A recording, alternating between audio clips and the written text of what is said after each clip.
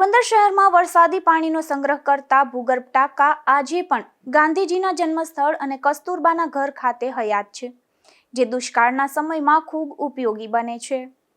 પાણી બચાવો જીવન બચાવો જેવા અનેક સૂત્રોની વાતો તો આપણે ત્યાં ખૂબ જ થતી હોય છે, પરંતુ ખરા અર્થમાં પાણીનો સંગ્રહ કરવામાં અને જરૂર પૂરતો જ ઉપયોગ કરવાને બદલે પાણીનો વેડફાટ પણ ખૂબ જ જોવા મળે છે। પાણીની અછતનો સાચો ખ્યાલ ત્યારે જ આવે છે જ્યારે ઓછો વરસાદ પડે અને જળ સંગ્રહનો અભાવ હોય।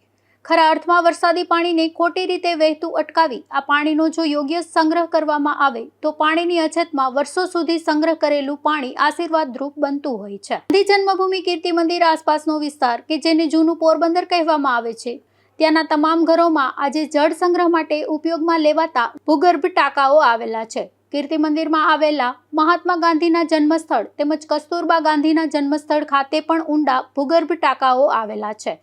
આ ટાંકાઓમાં વર્ષો સુધી પાણીનો સંગ્રહ કરવા છતાં પણ તે પાણી જરા પણ દૂષિત થતું નથી અને તેને પીવાના પાણી તરીકે પણ લોકો ઉપયોગમાં લેતા હોય એવું જાણવા મળી રહ્યું છે। જૂના પોરબંદરમાં ભૂગર્ભ ટાંકાઓ વડે થતા જળ સંગ્રહના મૂલ્યને સમજી સૌ કોઈ તેમાંથી પ્રેરણા લે તો દુષ્કાળના સમયે વર્તાતી પાણીની અછતથી ઘણા અંશે લોકોને રાહત મળી શકે તેમ છે। નિપુલ પોપટ સાથે અશોક થાનકી, ગુજરાત ન્યૂઝ, પોરબંદર।